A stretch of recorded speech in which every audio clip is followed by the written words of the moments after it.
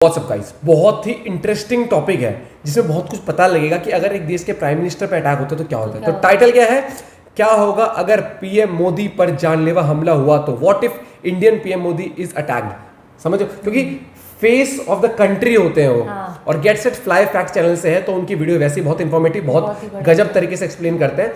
तो कभी क्योंकि एक पूरा फेस जो होता है, मतलब देश का फेस जो है वो प्रधानमंत्री है हमारे इंडिया के। हाँ। अमेरिका के लिए प्रेसिडेंट की फेस होता है वहां पर, तो इंडिया में प्रधानमंत्री हैं जो भी टूर्स करते हैं। हाँ। तो और पूरी मतलब जो भी होता है, पूरा कोई देश भाषण डिपेंड है। डिपेंड है प्राइम मिनिस्टर हाँ। पे। तो देखते हैं क्या कुछ पता लगता है। बहुत इंफॉर्मेटिव वीडियो होने वाली है दोस्तों, तो जुड़े रहिए, मुस्कुराते रहिए, चैनल बने तो सब्सक्राइब।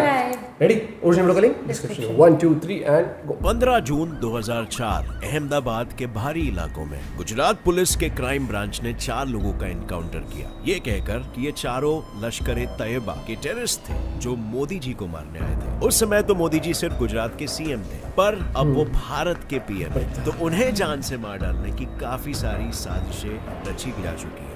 हाँ, चलती लेकिन रहती क्या है। आपने कभी ये सोचा है कि अगर कल को मोदी जी पर कोई जानलेवा हमला होता है तो उसके बाद क्या होगा? क्या फिर से एक बार भारत में वही खूनी मंजर नजर आएगा जो इंदिरा गांधी जी की मौत के बाद आया था, या फिर मोदी जी पर हुए हमले के कारण वर्ल्ड वॉर 3 की आहटें हर देश के दरवाजे पर खटखटाएंगी और फाइनली मोदी जी के बाद सारी पावर्स किसके हाथों में आएंगी? वेल, हेलो फ्रेंड्स, मैं हूं गौरव और मुझे पता है कि आपके मन में ये सवाल आया होगा कि एक इंसान के कारण आखिर वर्ल्ड वॉर 3 कैसे हो सकता है। वेल, इसका जवाब तो मैं आपको दूंगा ही, लेकिन साथ ही हम ये भी देखेंगे कि मोदी जी को मारने वाले इंसान का क्या हाशरे होगा और अगला पीएम कैसे चुना जाएगा। In our today's video title, what if the prime minister of India is attacked. Well, सबसे पहली चीज फ्रेंड्स जो किसी भी प्राइम मिनिस्टर के रेजिग्नेशन या उनकी मौत के बाद होती है वो ये है कि कैबिनेट ऑफ मिनिस्टर्स यानी मंत्री परिषद को रद्द कर दिया जाता है और डेप्यूटी प्राइम मिनिस्टर पीएम की जगह ले लेते हैं। लेकिन इंडिया के last deputy prime minister Lal Krishna Advani के 2004 में रिजाइन करने के बाद ये कुर्सी आज तक खाली ही है। तो ऐसे में प्रेसिडेंट रूलिंग पार्टी के सबसे सीनियर मेंबर को एक्टिंग प्राइम मिनिस्टर के रूप में प्रेसिडेंट रूलिंग पार्टी तब तक के लिए जब तक रूलिंग पार्टी खुद से अपना कोई लीडर ना चुन लेती है। अब ऐसा कहीं भी नहीं लिखा है कि रूलिंग पार्टी के सबसे सीनियर मोस्ट मेंबर को ही एक्टिंग पीएम बनाना पड़ेगा, लेकिन ये चीज हमेशा से ही फॉलो होते आई है। जैसे कि नेहरू जी के मौत के बाद कांग्रेस के सबसे सीनियर मेंबर गुलजारी लाल नंदा को एक्टिंग प्राइम मिनिस्टर बनाया गया था, लेकिन 13 दिन बाद कांग्रेस ने लाल बहादुर शास्त्री को अपने लीडर के रूप में सिलेक्ट किया और फिर वो इंडिया के प्राइम मिनिस्टर बन गए। पर ऐसा नहीं है कि रूलिंग पार्टी ने सिलेक्ट कर दिया तो वो इंसान तुरंत प्राइम मिनिस्टर बन जाएंगे। लोकसभा में जब तक मेजोरिटी लोग नए कैंडिडेट को प्राइम मिनिस्टर की तरह स्वीकार नहीं करते तब तक वो इंसान प्राइम मिनिस्टर नहीं बनता। अब समझो कि किसी को मेजोरिटी वोट्स नहीं मिले तो फिर तभी प्रेसिडेंट जनरल इलेक्शंस डिक्लेयर कर देते हैं। पर सिर्फ राजीव गांधी का केस यहाँ पर एक एक्सेप्शन है, क्योंकि जब इंदिरा गांधी जी की मौत हुई थी तब उसी दिन तभी के प्रेसिडेंट जियानी ज़ैल सिंह ने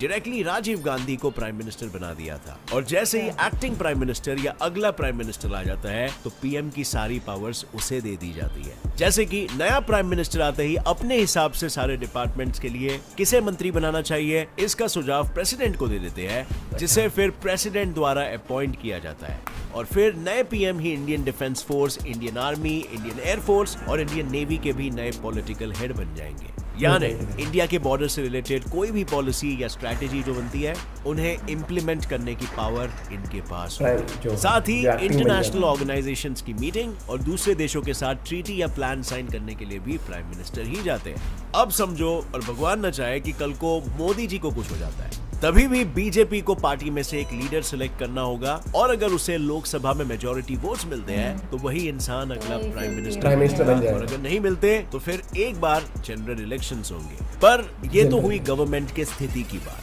अब देखते हैं कि उस वक्त देश की क्या स्थिति होगी। इंदिरा गांधी को मारने वाले और कोई नहीं बल्कि उनके खुद के 2 सिख बॉडीगार्ड्स थे, जिसके बाद पूरे देश में एंटी सिख रायोट्स की शुरुआत हो गई। सिर्फ 4 दिनों में करीबन 8000 सिख लोगों को बेरहमी से मार डाला गया था। इन दंगों में अटैकर्स आयरन रॉड्स, चाकू, केरोसिन और पेट्रोल लेकर जबरदस्ती सिख लोगों के घरों में घुसकर, उनकी दुकानों में घुसकर उन्हें मार रहे थे। उनकी प्रॉपर्टीज को जला रहे थे। कई जगहों पर तो बसों और ट्रेन को रोककर सारे सिख पैसेंजर्स को उतार के जलाया जा रहा था, उन पर एसिड फेंका जा रहा था। ये चीज़ बहुत और गलत थी ऐसे उस टाइम। खून खराबे भरे बहुत मंजर ज्यादा कई बहुत दिनों ही तक ज्यादा। इंडिया के बड़े बड़े शहरों के सड़कों पर खुलेआम देखने मिल रहे थे। सिर्फ न्यू दिल्ली में ही 3000 से ज्यादा सिख्स की ट्रक्स भर के लाशें पड़ी थी और इंडिया के कुछ 40 शहरों में मारे गए सिख लोगों की गिनती 8000 से 17000 तक पहुंच गई थी। और बहुत इसीलिए बुरा लगा था। ये समझना गलत नहीं होगा, जो इंसान मोदी जी पर अटैक करेगा उसके धर्म या कास्ट वाले दूसरे भारतीयों को भी इसी तरह बेरहमी से मारा जा सकता है, टॉर्चर किया जा सकता है, पूरे देश में आतंक का माहौल फैल सकता है। लेकिन अगर राजीव गांधी जैसा केस रहा, यानी किसी दूसरे देश के इंसान ने या किसी टेररिस्ट अगर दूसरे देश ऑर्गेनाइजेशन ने मोदी पर अटैक किया तो उस समय दंगे के होने के चांसेस कम है, पर पूरे देश में अशांति जरूर फैलेगी। ये तो जाहिर बात है, जिस वजह से आर्टिकल 352 के तहत प्रेसिडेंट पूरे देश पर नेशनल इमरजेंसी डिक्लेयर कर सकते हैं और इसी वजह से कई रेस्ट्रिक्शंस लग जाएंगे कि लोग कहां तक कब तक बाहर रह सकते हैं और वर्स्ट केस सिनेरियो में तो शायद पूरी तरह लॉकडाउन ही कर दिया जाए। अब जानते हैं कि उस इंसान के साथ आखिर क्या होगा क्या जो होगा पीएम को असैसिनेट करने की कोशिश करेगा। इंदिरा गांधी के असैसिनेशन में जो 2 लोग इन्वॉल्व थे उसमें से एक को तो वहीं के वहीं इंदिरा गांधी के बॉडीगार्ड्स ने शूट कर दिया। दूसरा एक्यूज्ड और उसका एक साथीदार जो भाग चुके थे उन्हें पकड़कर कोर्ट के सामने रखा गया। उन दोनों को ही आईपीसी की धारा 307 के तहत डेथ पेनल्टी दे दी गई थी। अब अगर मोदी जी की बात करें तो उनके प्रोटेक्शन के लिए 24/7 उनके आसपास स्पेशल प्रोटेक्शन यूनिट और एनएसजी यानी ब्लैक कमांडोज के 100 से भी ज्यादा 100 ऑफिसर्स से भी मौजूद ज्यादा। हैं। प्लस वो जिस स्टेट में जाते हैं वहां की पुलिस भी पूरे रास्ते पर तैनात खड़ी होती है और ऐसे में अगर कोई अटैकर मोदी जी पर अटैक करने का सोचता भी है तो उसे वहीं के वहीं या तो शूट कर दिया जाएगा या उसे पकड़कर 3rd डिग्री पूछताछ के लिए ले जाया जाएगा। और बता दूं, सही है, ये नहीं, पूछताछ सही भी है। क्राइम पेट्रोल में दिखाई गई पूछताछ की तरह नहीं होती। जब इंदिरा गांधी के एक हत्यारे को पूछताछ के लिए लेकर गए थे 3rd डिग्री तब टॉर्चर सबसे देते। पहले इंटरोगेशन के लिए दिल्ली क्राइम इन्वेस्टिगेशन डिपार्टमेंट गया था और फिर इंटेलिजेंस ब्यूरो और फिर सीबीआई और यहाँ तक कि रिसर्च एंड एनालिसिस विंग यानी कि रॉ ने भी उसे इंटरोगेट किया। उस आरोपी को इन सारे डिपार्टमेंट्स ने 5 सालों तक चैन की सांस लेने नहीं दिया था और वो उसे तब तक इंटरोगेट करते रहे जब तक हत्या का हर एंगल और पर्पस क्लियर नहीं हो गया। अब अगर मोदी जी पर हमला होता है तो ऑब्वियस है कि तभी भी देश के बड़े से बड़े इन्वेस्टिगेशन डिपार्टमेंट इसमें शामिल होंगे ही। बिल्कुल। और अगर इन्वेस्टिगेशन के बाद वो इंसान दोषी पाया जाता है तो उसे तुरंत फांसी की सजा दे दी जाएगी। वैसे तो इंडिया में जल्दी से किसी को फांसी की सजा नहीं दी जाती, लेकिन ऐसे एक्सट्रीम केसेस में गुनहगार उसी को टाइम। फांसी देने में ज्यादा वक्त नहीं लगता। पर अब समझो कि मोदी जी पर अटैक करने वाला कोई भारतीय नहीं बल्कि दूसरे देश का इंसान था, तो उससे वर्ल्ड वॉर 3 तक होने के चांसेस हो जाते हैं। क्यों और कैसे, ये जानने के लिए जानते हैं कि वर्ल्ड वॉर 1 की शुरुआत आखिर कैसे हुई थी। कैसे? दरअसल 1908 में ऑस्ट्रियो हंगेरियन एम्पायर ने अपने पड़ोसी देश बोस्निया पर कब्जा कर लिया था, जिससे ऑब्वियस है बोस्निया के काफी सारे लोग नाखुश थे और उनकी ये नाराजगी बीच बीच में दंगे फसाद के रूप में बाहर आती थी। लेकिन ये सब जानते हुए भी 1914 में ऑस्ट्रो हंगेरियन एम्पायर के उत्तराधिकारी आर्कड्यूक फर्डिनेंड फ्रांस बोस्निया गए थे। तब उनके साम्राज्य से गुस्से हुए कुछ नेशनलिस्ट ने फर्डिनेंड फ्रांस के ड्राइवर के एक गलत टर्न लेने पे फर्डिनेंड और उनकी बीवी को पॉइंट ब्लैंक रेंज पे शूट कर दिया था, जिसके भाई साहब। सिर्फ एक ही घंटे में दोनों की मौत हो गई। उस वक्त अपने उत्तराधिकारी की मौत का बदला लेने के लिए ऑस्ट्रिया हंगेरी ने अपने पड़ोसी जर्मनी से सपोर्ट मांगा। जर्मनी ने हाँ बोला और दोनों देशों ने मिलकर सर्बिया, जिसमें बोस्निया आता है, पे वॉर डिक्लेयर कर दिया। लेकिन उतने में सर्बिया के एलाय रशिया ने अपने फोर्सेस को इकट्ठा करना शुरू कर दिया था, जिसे देख जर्मनी ने रशिया पर वॉर डिक्लेयर कर दिया। पर फिर रशिया पर वॉर डिक्लेयर होने पर रशिया के एलाय फ्रांस ने भी अपने फोर्सेस को इकट्ठा करना शुरू कर दिया, जिस वजह से जर्मनी ने फिर फ्रांस पर भी वॉर डिक्लेयर कर दिया, जिसके बाद फ्रांस के एलाय ब्रिटेन ने जर्मनी पर वॉर डिक्लेयर कर दिया। इसी तरह एक देश के उत्तराधिकारी के मरने के कारण इन सारे देशों ने एक दूसरे पर वॉर डिक्लेयर करके इतिहास के सबसे घमासान युद्ध की शुरुआत कर दी। तो अब बताओ, सिर्फ एक उत्तराधिकारी के मरने से इतना सब कुछ जब हो गया, तो अगर इंडिया के सबसे इंपॉर्टेंट इंसान को दूसरे देश में किसी ने मार दिया तो वर्ल्ड वॉर 3 होने के चांसेस कितने बढ़ जाएंगे। पर चलो, ये तो सारी वो चीजें हैं जो हो सकती है, लेकिन कई बार मोदी जी पर हमला करने की कोशिश की गई इन द पास्ट। जैसे कि एक कोशिश के बारे में हमने वीडियो की शुरुआत में ही देखा था, जिसको इशरत जहां केस के नाम से जाना जाता है। दरअसल 2004 में गुजरात पुलिस के क्राइम ब्रांच ने लश्कर-ए-तैयबा के 4 लोगों का एनकाउंटर किया था, क्योंकि वो मोदी जी को असैसिनेट करने वाले थे। लेकिन जब ये केस कोर्ट में गया तब लगभग 5 साल चलने के बाद 2009 में Ahmedabad metropolitan magistrate SP Tamang ने इस इंसिडेंट को फेक एनकाउंटर करा दिया था। इसके साथ ही उन्होंने ये स्टेट किया था कि एनकाउंटर किए गए चारों, इशरत जहान, जावेद गुलाम शेख, अमजद अली राणा और जीशान जोहर को पुलिस मुंबई से उठाकर अहमदाबाद लेकर गई थी, जहां फिर उनका एनकाउंटर कर दिया गया था। जिसके बाद ये case crime bureau of investigation के पास गया, जिन्होंने केस में शामिल 7 पुलिस ऑफिसर्स को मर्डर के लिए एक्यूज करते हुए एक चार्जशीट फाइल की। इसमें कई सारे सोर्सेज ने ये प्रूव कर दिया कि ये फेक एनकाउंटर था। फिर भी अब तक इसमें शामिल ऑफिसर्स को सजा नहीं मिली है और ये केस अभी भी सीबीआई के कोर्ट के सामने चल रहा है। पर मोदी जी पर एक्चुअल हमले की कोशिश हुई थी 2013 के जनरल इलेक्शन के बाद, जब मोदी जी प्राइम मिनिस्टर की कुर्सी के लिए चुनाव लड़ रहे थे और पटना में उनकी रैली निकलने वाली थी। उसी दिन 2007 अक्टूबर 2013 को पटना के गांधी मैदान और रेलवे स्टेशन में 2 बॉम्ब ब्लास्ट हुए,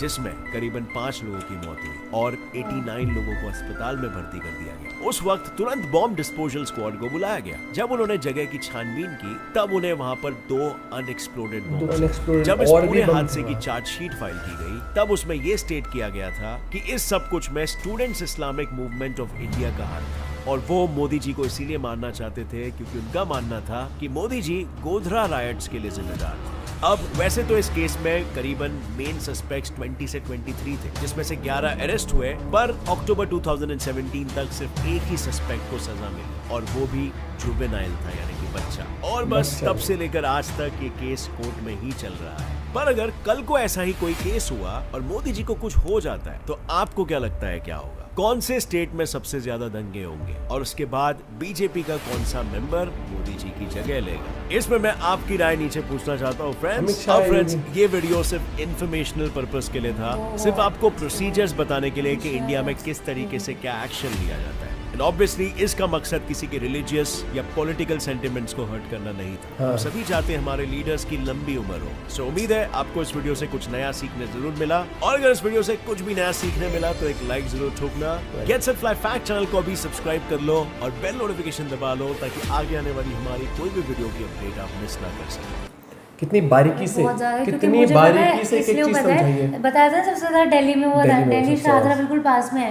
तो मेरे पापा उस टाइम ना शाहदरा में रहते थे, तो उनके पड़ोसी थे, मतलब वो भी सरदार जी सिख थे वो। तो उन लोगों ने ना अपने लोग जाके नाइयों की दुकान पे मतलब पूरे अपने वो करा रहे थे, बाल कटा रहे थे। मैं हमेशा कहता हूँ कि किसी एक पर्टिकुलर इंसान की वजह से कभी भी हमें रिलीजियस अटैक नहीं करनी चाहिए, कभी भी धर्म देख के अटैक नहीं करना चाहिए, क्योंकि जो एंड ऑफ द डे इंसान था वो या एक नेगेटिव माइंडसेट हो गया था किसी का। क्योंकि हर कौम में, हर धर्म में, हर कास्ट में कहीं ना कहीं इंसान गलत और सही होते हैं। तो आप एक इंडिविजुअल पर्सनालिटी की वजह से आप पूरे किसी भी कास्ट पे ब्लेम नहीं कर सकते ना यार।